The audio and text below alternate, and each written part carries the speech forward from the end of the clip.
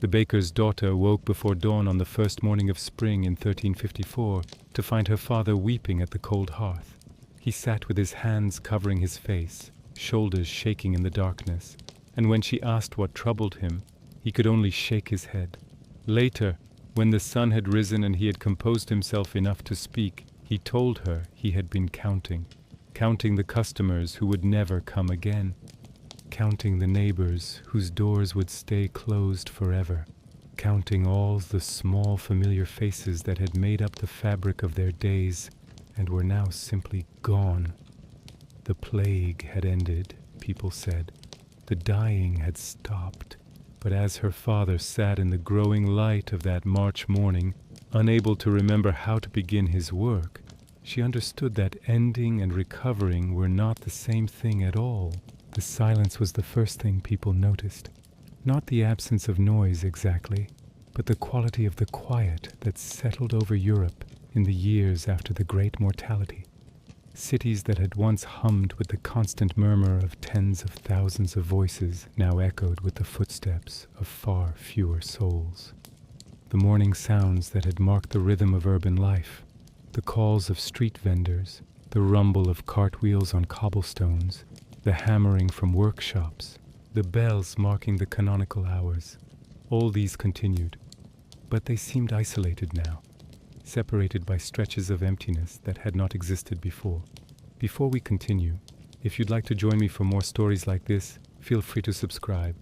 I share a new one every day, and if you don't mind, leave a comment and tell me where you're listening from and what time it is for you right now. I love seeing how far these stories travel. In the countryside, the silence was even more profound. Villages that had bustled with the activity of harvest and planting now stood partially abandoned, their fields returning to meadow, their cottages slowly collapsing inward as thatch rotted and walls crumbled. The sounds of rural life, the lowing of cattle, the bleating of sheep, the shouts of children playing in the lanes, were diminished, coming from fewer throats across landscapes that seemed suddenly too large for the people remaining to fill. This quiet was not peaceful. It was heavy with absence, with the weight of all those who should have been present and were not. Every empty seat at a table, every abandoned workshop, every house with windows that stayed dark. These absences accumulated into a silence that pressed down on survivors like a physical burden. People spoke more softly, as if afraid to disturb the ghosts that seemed to inhabit every familiar space. The recovery began not with grand gestures or organized efforts, but with small acts of continuation.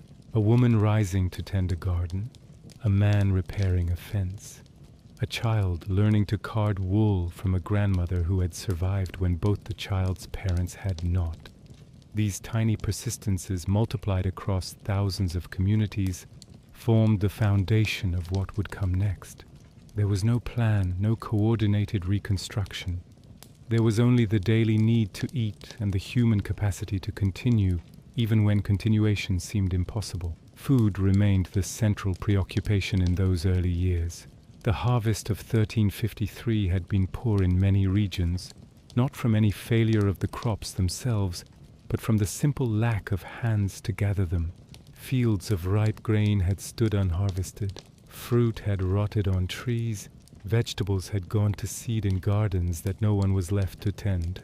The winter that followed had been hard, with communities unable to lay up sufficient stores and finding that the complex networks of trade that had once supplemented local production had been shattered. Come spring, survivors faced the question of what to plant and where. There was more land available than there were people to work it. A family that had previously tended a few acres might now have access to 10 or 20 times that amount, the fields of dead neighbors lying vacant and unclaimed. But wanting land and being able to work it were different things. Plowing, planting, weeding, harvesting, all required labor that was in desperately short supply. Communities had to make choices. Which fields would be cultivated and which allowed to go fallow? Which crops were most essential? The grain that provided daily bread, or the legumes that sustained livestock, or the flax and hemp needed for cloth? Every decision involved trade-offs, and every trade-off meant accepting that some things that had always been available might not be available any longer. In some places, survivors consolidated, abandoning outlying fields to focus their limited labor on the most productive land closest to their dwellings. In others, they tried to maintain as much cultivation as possible, working longer hours and accepting lower yields rather than surrender ground that had been wrested from forest and fen over generations. Still others shifted their approach entirely, converting cropland to pasture because sheep and cattle required less intensive labor than grain. This last choice would have profound consequences that no one could foresee in those immediate years of recovery. The conversion of arable land to pasture was simply practical. A shepherd could manage a large flock where it would have taken dozens of workers to farm the same acreage. But this shift would eventually contribute to enclosure movements, to the displacement of rural populations, to fundamental changes in how land was used and who benefited from its productivity.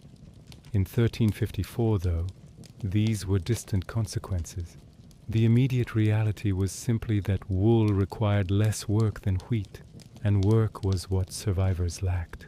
The social relationships that had organized medieval agricultural life began to break down under the pressure of scarcity, not scarcity of resources, but scarcity of people. The manorial system, which had structured rural life for centuries, depended on a clear hierarchy and a surplus of labor. Lords owned land.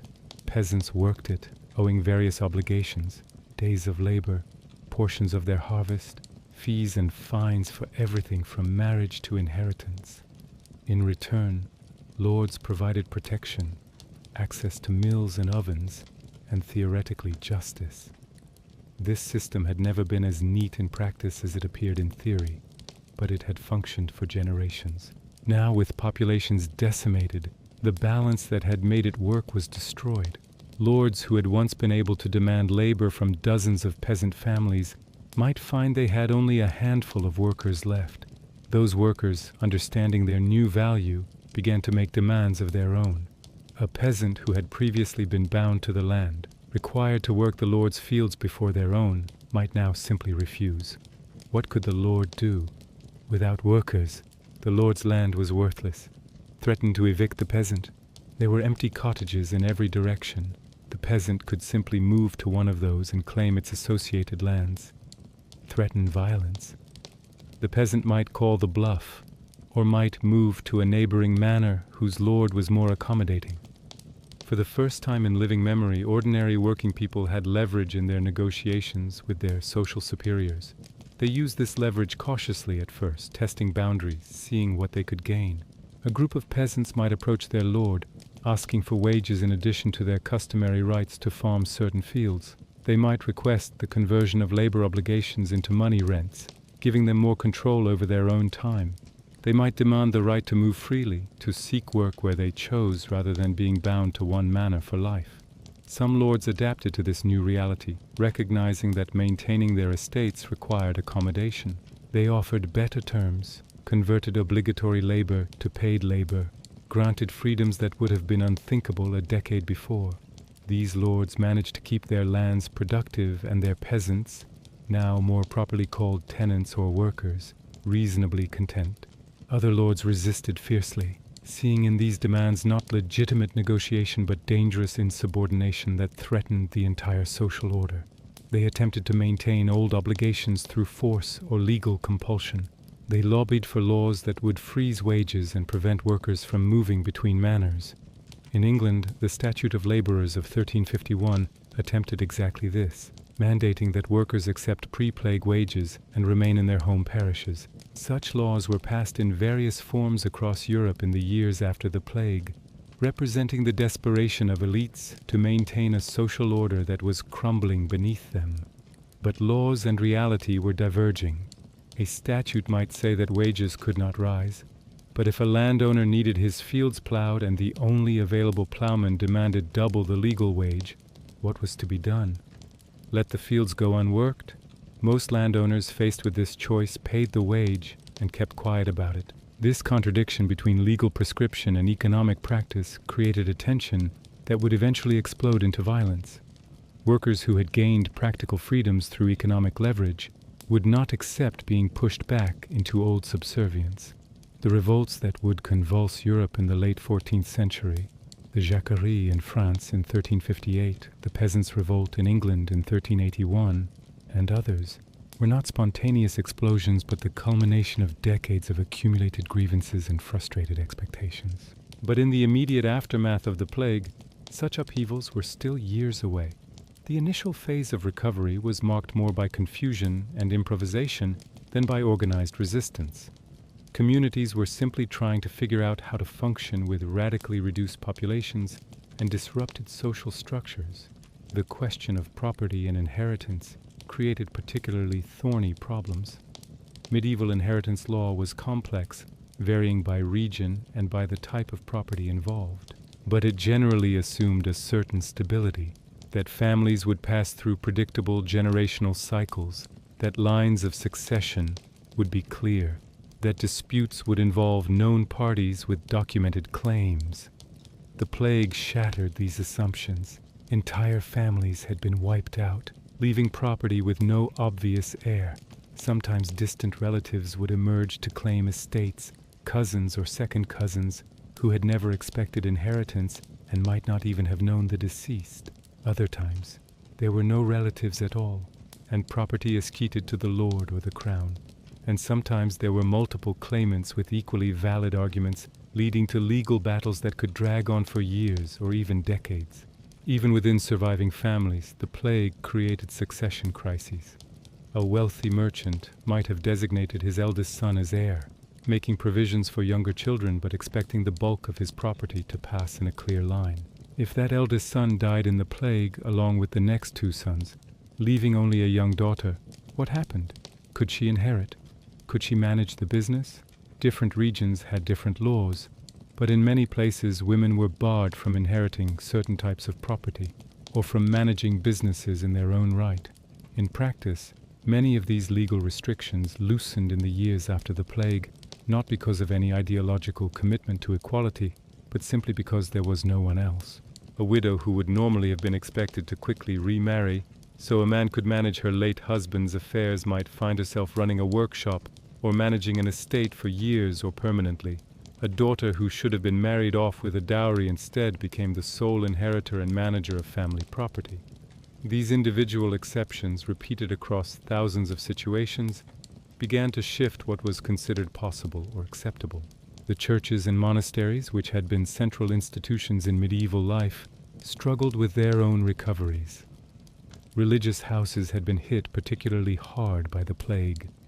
Monasteries and convents, where people lived in close quarters and shared common spaces for eating and sleeping, had been ideal environments for disease transmission. Some religious communities lost every single member. Others survived with only a handful of monks or nuns. The loss of monasteries meant more than the loss of religious institutions. Monasteries had been centers of learning, hospitals for the sick, hostels for travelers, landlords to thousands of peasants, patrons of art and architecture, and repositories of books and knowledge accumulated over centuries. When a monastery died, all of these functions died with it. Libraries were scattered, their books sometimes preserved, but more often lost to decay or destruction. Hospitals closed, leaving the sick with nowhere to turn. Travelers found no shelter. Peasants who had rented monastic lands faced uncertainty about who owned the property they worked. Surviving monasteries faced the challenge of maintaining their buildings and lands with radically reduced communities.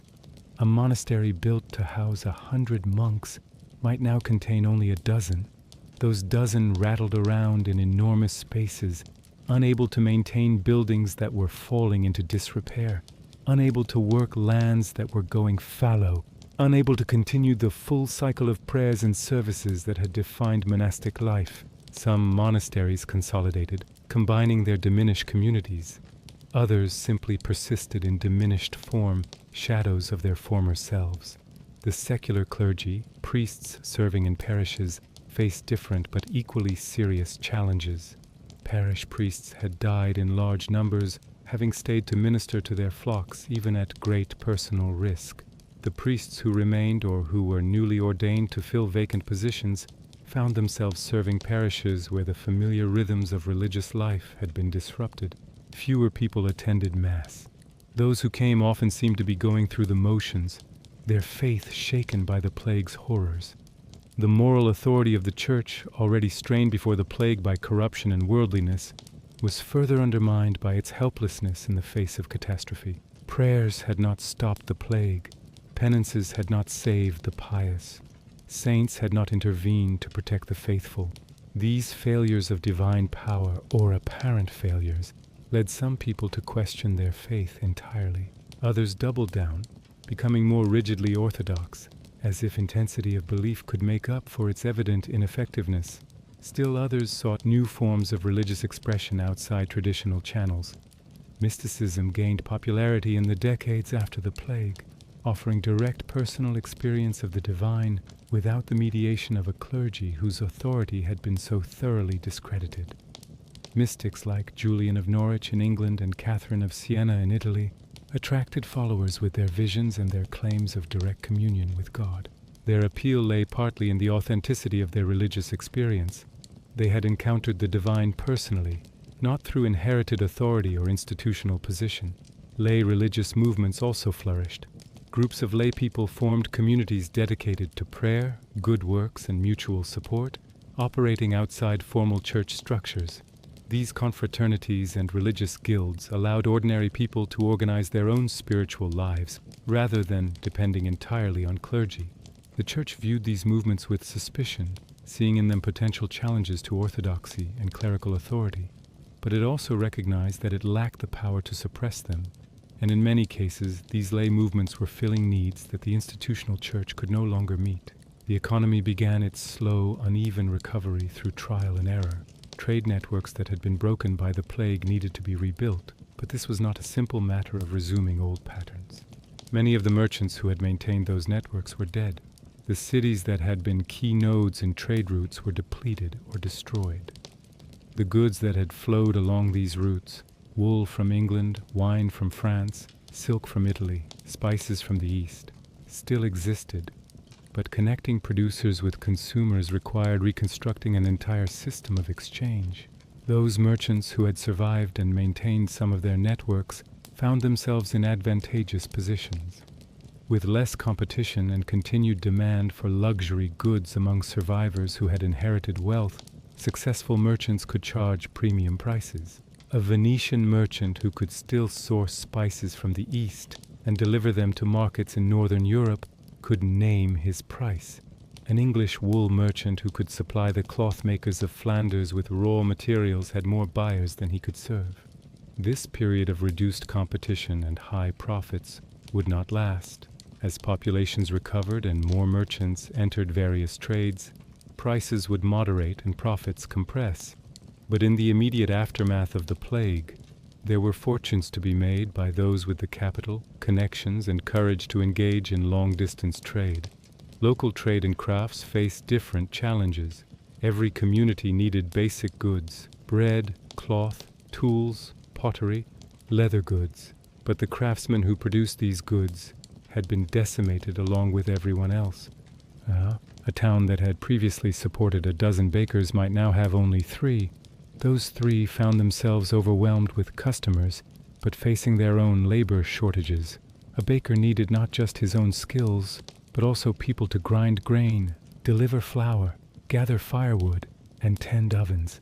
If those supporting workers were unavailable, the baker's capacity was limited no matter how much demand existed. Guilds, which had organized craft production in medieval cities, had to reconstitute themselves with greatly reduced memberships. Guild regulations had evolved over generations to govern all aspects of a craft: who could practice it, how many apprentices a master could train, what quality standards must be maintained, what prices could be charged. These regulations assumed relatively stable populations and competitive markets. In the post-plague economy, such assumptions no longer held.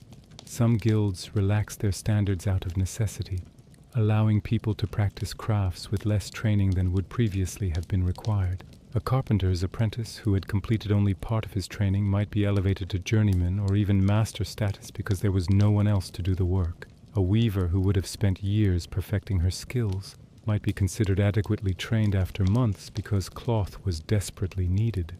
Other guilds tried to maintain their standards strictly, reasoning that quality should not be sacrificed even in crisis. These guilds often found themselves unable to meet demand, their commitment to excellence leaving customers unsatisfied. Over time, most came to some compromise, maintaining standards where possible while accepting that some flexibility was necessary for survival. The question of who could practice a craft became contentious in new ways. Before the plague, guild membership had been restricted primarily to men, with women allowed to participate mainly as widows, continuing their deceased husbands' businesses. Now, with labor scarce, some women began practicing crafts in their own right, not as widows, but as independent workers. Some guilds accepted this reluctantly, recognizing economic necessity. Others resisted fiercely, seeing women's participation as a threat to male workers' livelihoods and status. These conflicts over women's work rights would intensify as populations recovered and labor markets tightened. In the immediate aftermath of the plague, though, most communities accepted women's expanded economic roles because there was simply no alternative. Survival trumped propriety, and a woman who could bake bread or weave cloth or brew ale was an asset to her community regardless of gender conventions. The physical landscape of Europe began to change in subtle but significant ways. Without constant human management, cultivated lands started reverting to wilderness. Hedgerows grew wild, becoming thickets. Drainage ditches filled with sediment and became marshes again. The neat geometric patterns of fields and property boundaries began to blur as nature reasserted itself. This rewilding happened slowly, almost imperceptibly at first. A field left unplowed for one season might be overgrown with weeds but could still be reclaimed with effort. After 2 or 3 seasons, saplings would begin to take root. After a decade, what had been a field might be well on its way to becoming a forest. The frontier between cultivation and wilderness, which had been pushed back steadily for centuries as populations grew, began to advance again, reclaiming territory that had been wrested from it over generations. This environmental change had practical consequences. Forests expanded into formerly cultivated areas, providing more timber and game, but also harboring wolves and other predators that became bolder in their interactions with human settlements. Wetlands reformed, breeding mosquitoes and other pests, but also supporting fish and waterfowl.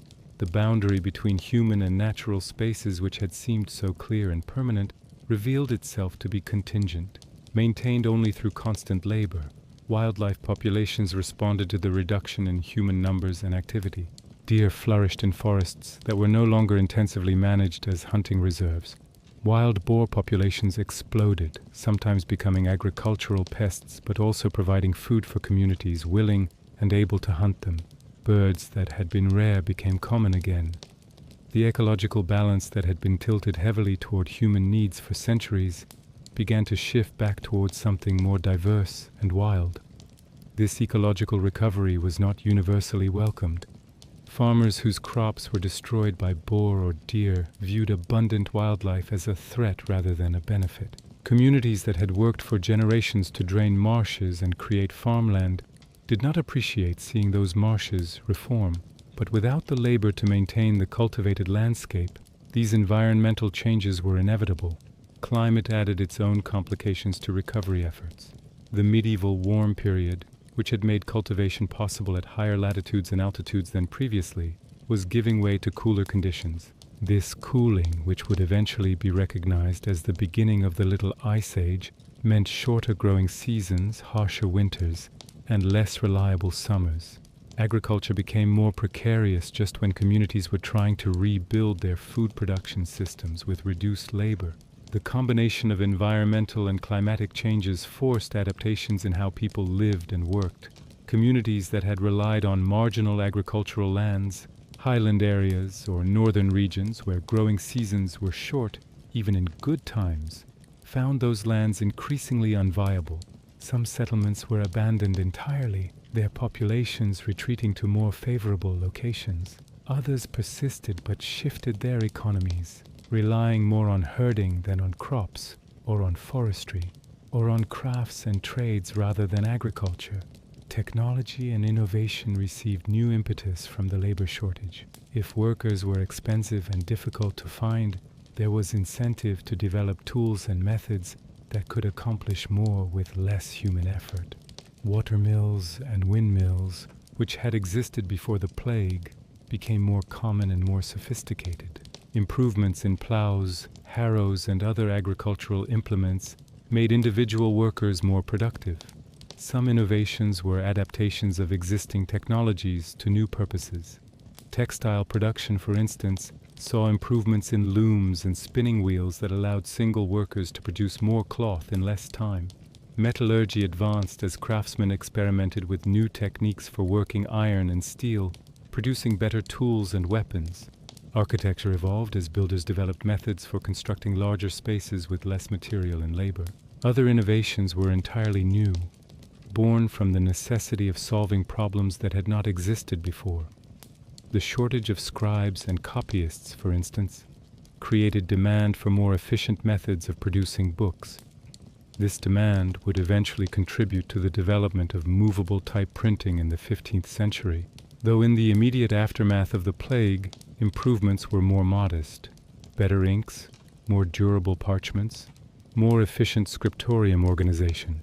The pace of innovation was still slow by modern standards. Medieval technology developed through accumulated small improvements rather than revolutionary breakthroughs, but the plague had created conditions where those small improvements mattered more, where any increase in efficiency or productivity could make the difference between sufficiency and want.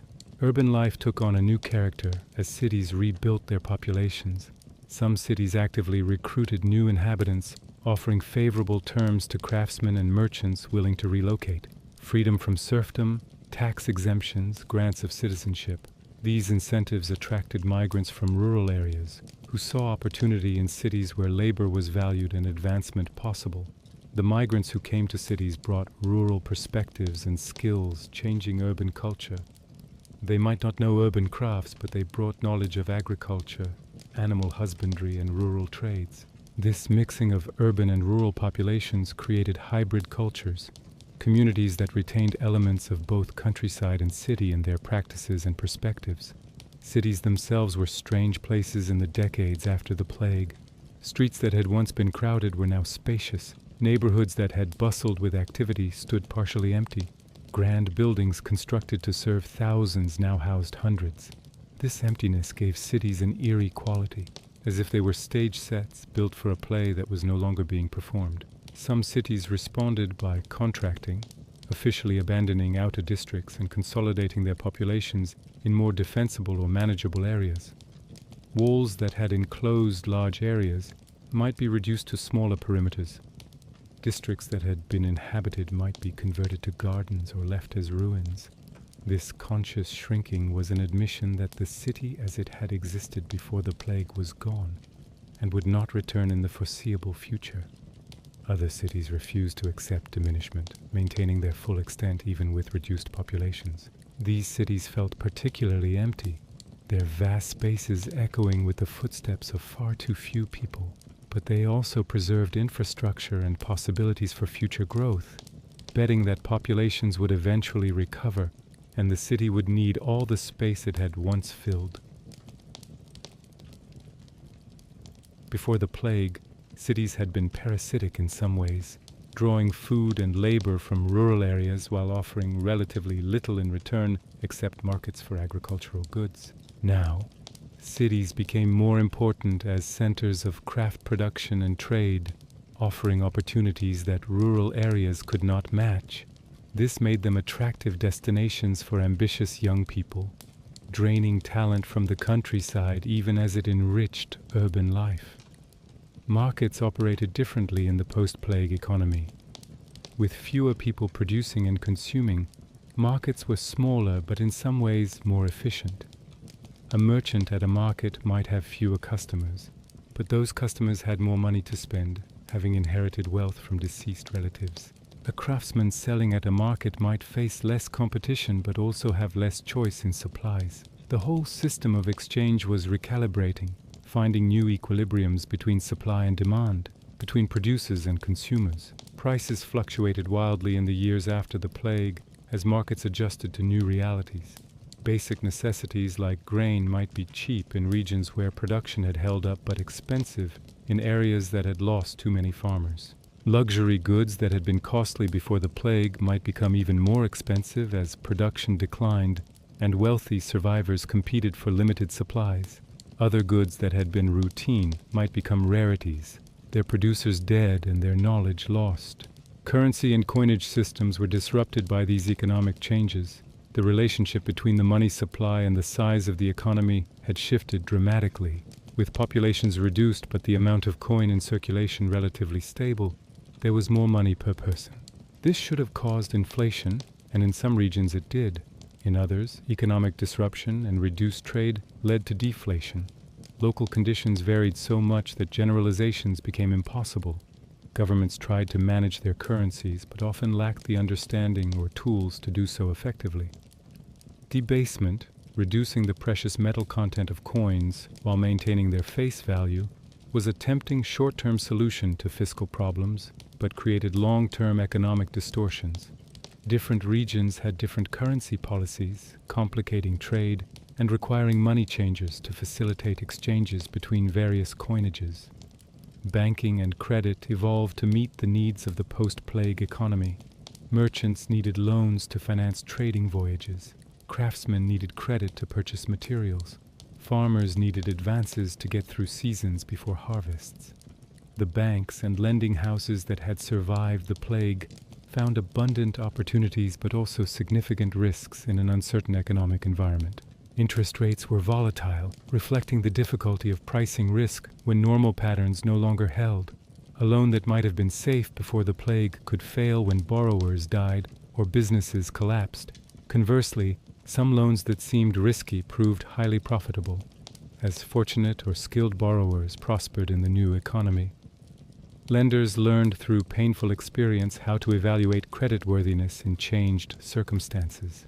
The Church's prohibition on usury, lending money at interest, complicated financial transactions. Technically, charging interest was sinful, a position based on scriptural interpretation and philosophical arguments about the nature of money.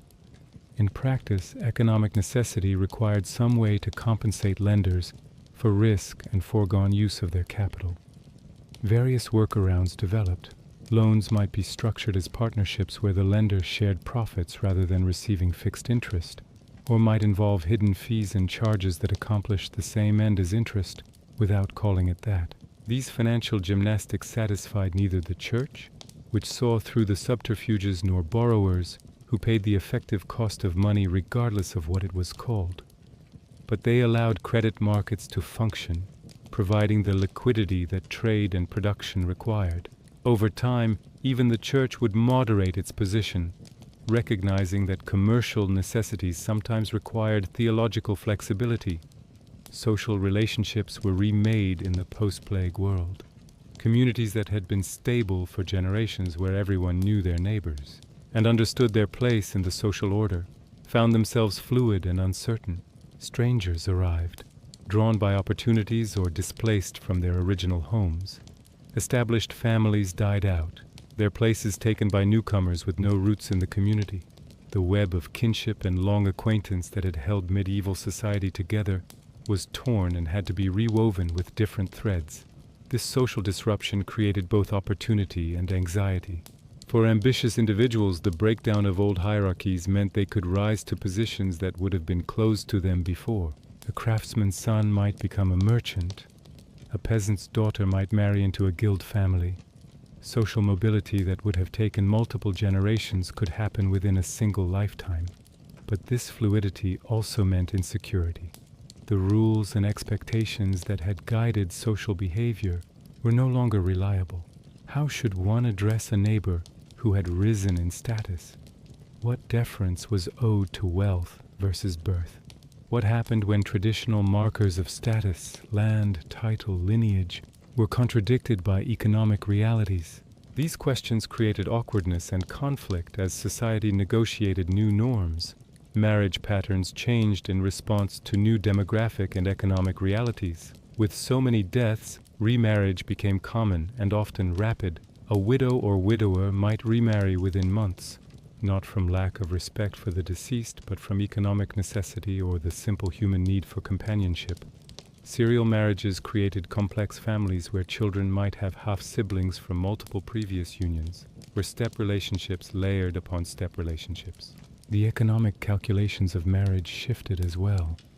Dowries and bride prices had to be renegotiated in a world where wealth was distributed differently.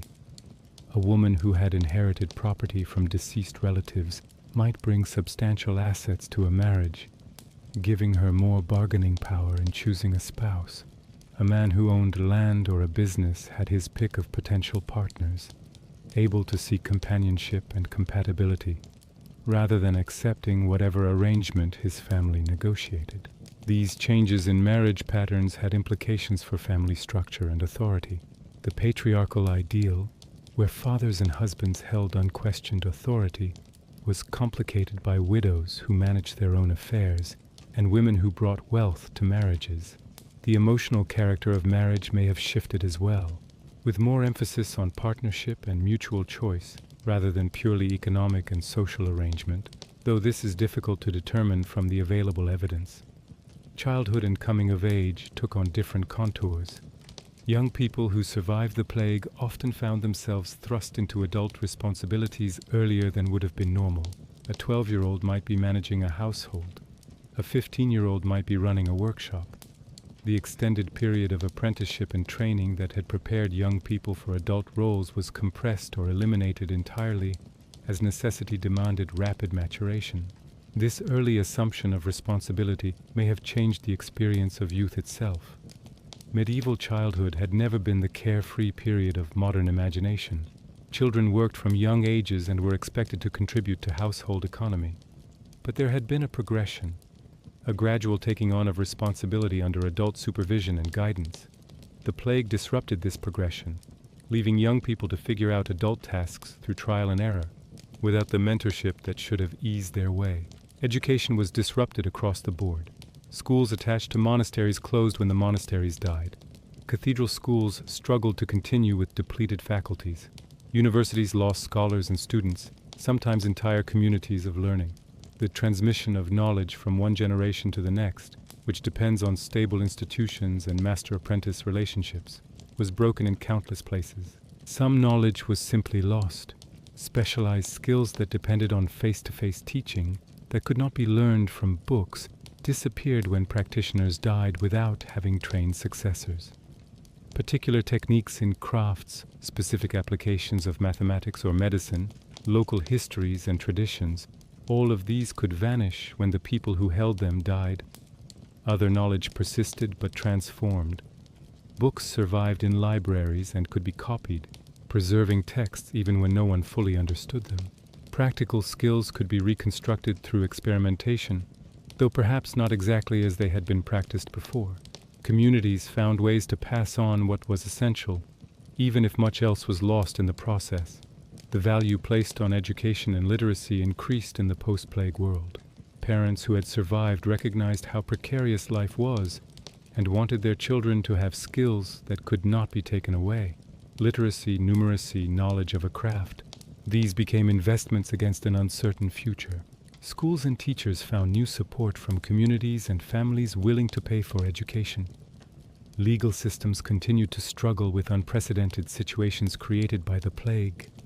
Courts were clogged with cases involving disputed inheritances, broken contracts, conflicting claims to property.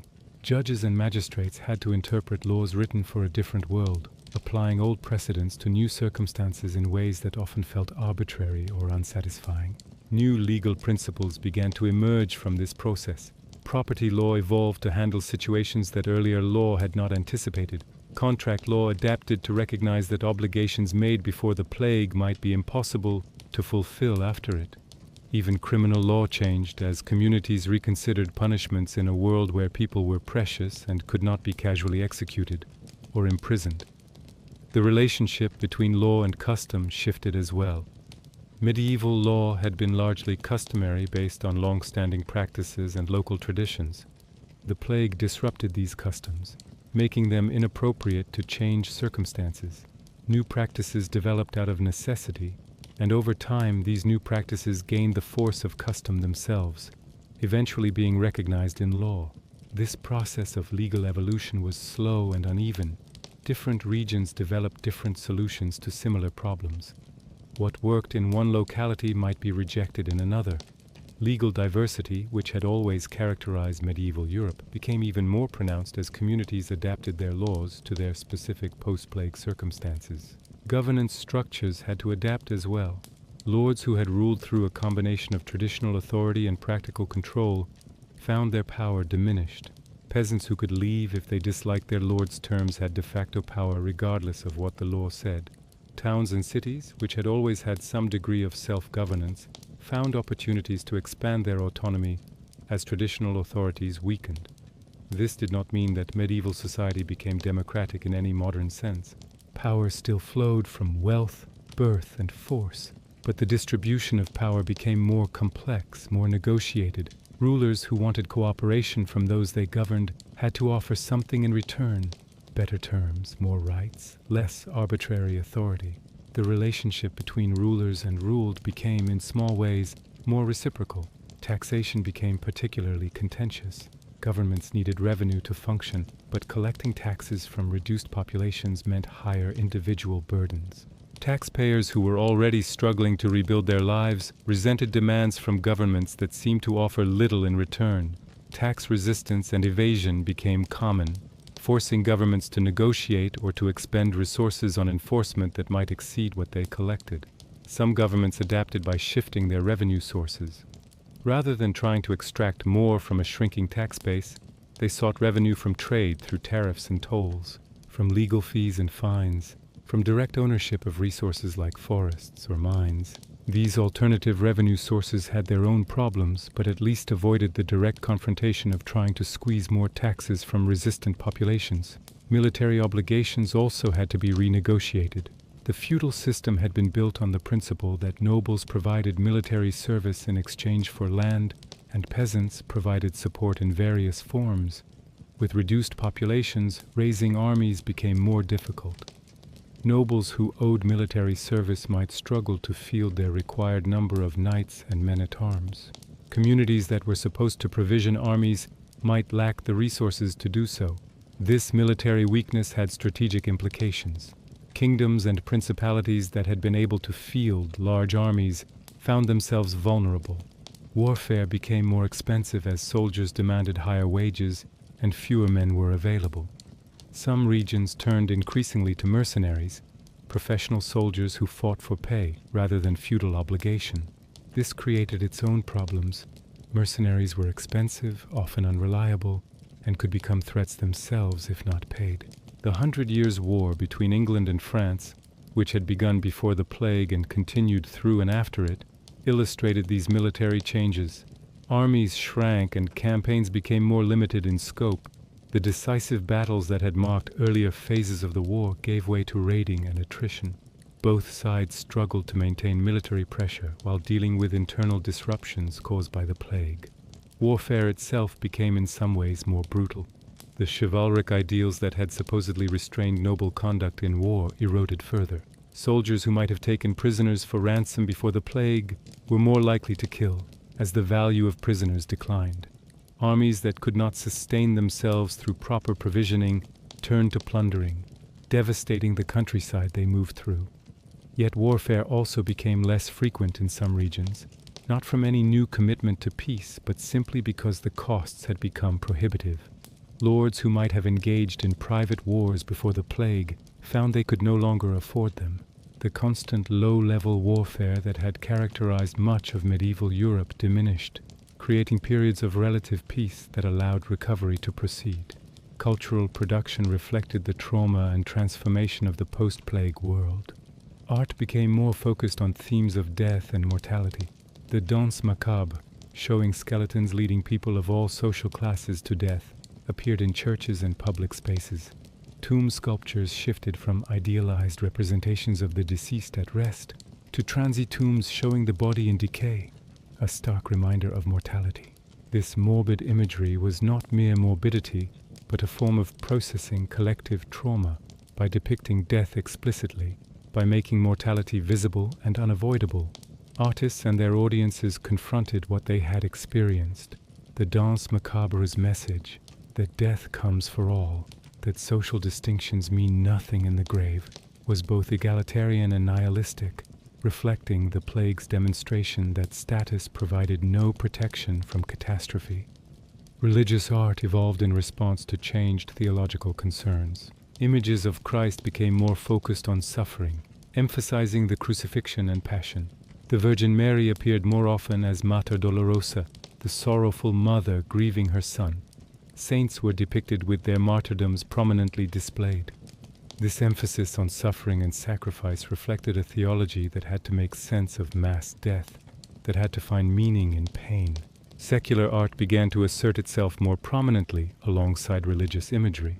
Wealthy merchants commissioned portraits and domestic decorations that proclaimed their status and success. These secular patrons wanted art that reflected their lives and achievements, not just religious devotion.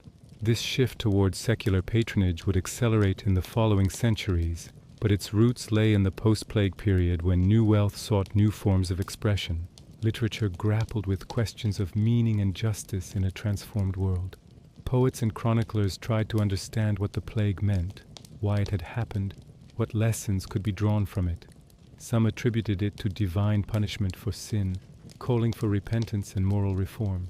Others saw it as simply inexplicable, a catastrophe beyond human understanding. The vernacular languages, French, English, Italian, German, gained prominence as literary languages during this period. Latin remained the language of learning and the church, but increasingly, important works were written in languages ordinary people could read.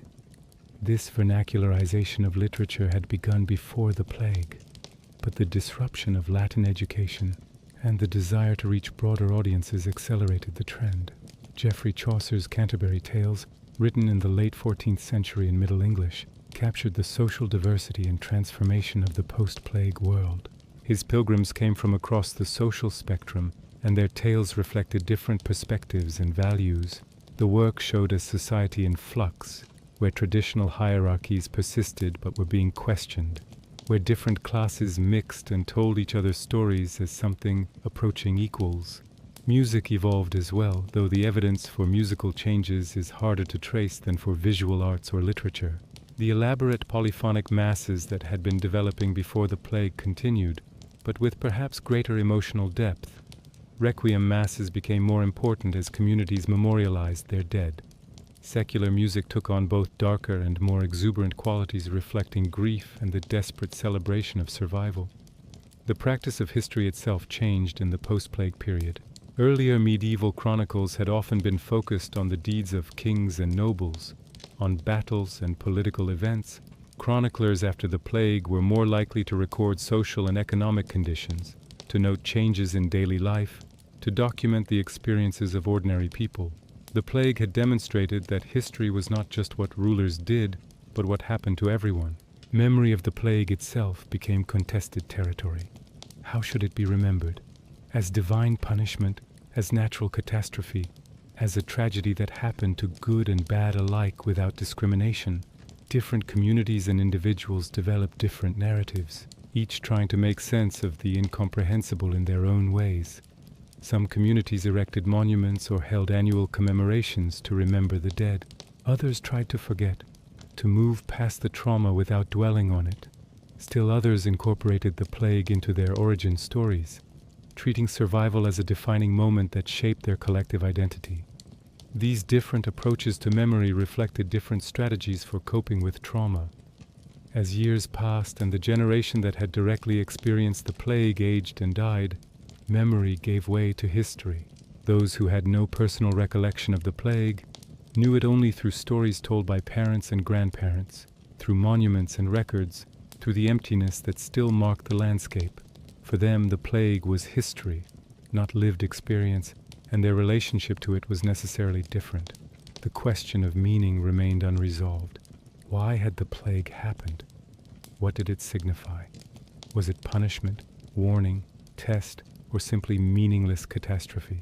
different answers satisfied different people, but none could fully encompass the enormity of what had occurred.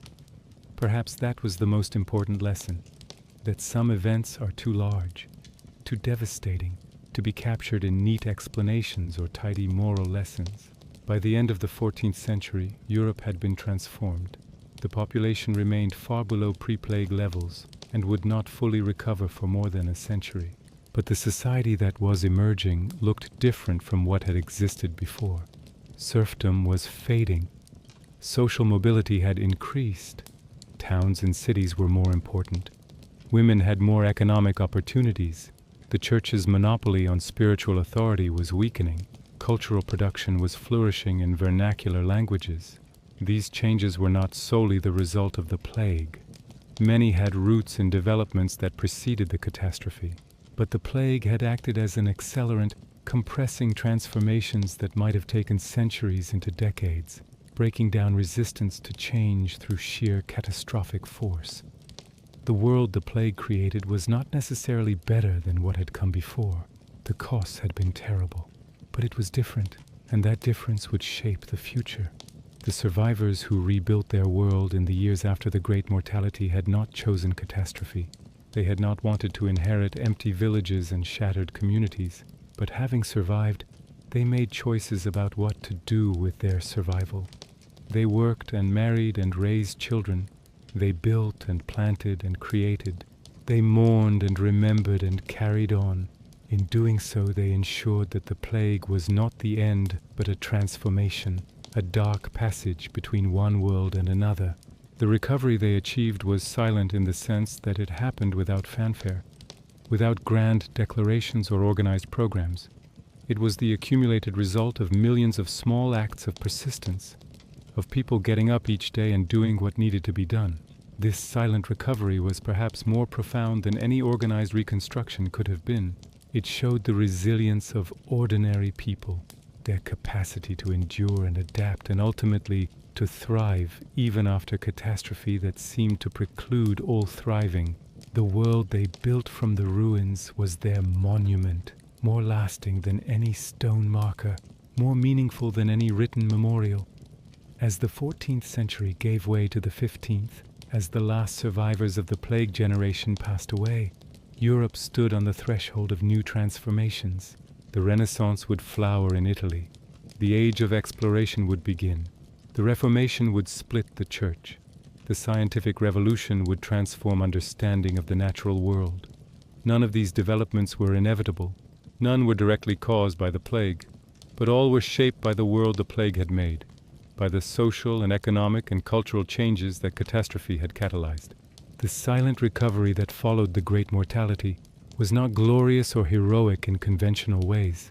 It was simply human. Ordinary people doing extraordinary things, not because they were exceptional, but because circumstances demanded it. They survived, they adapted, they created. And in doing so, they wrote one of history's most important chapters, the story of how humanity endures even when endurance seems impossible.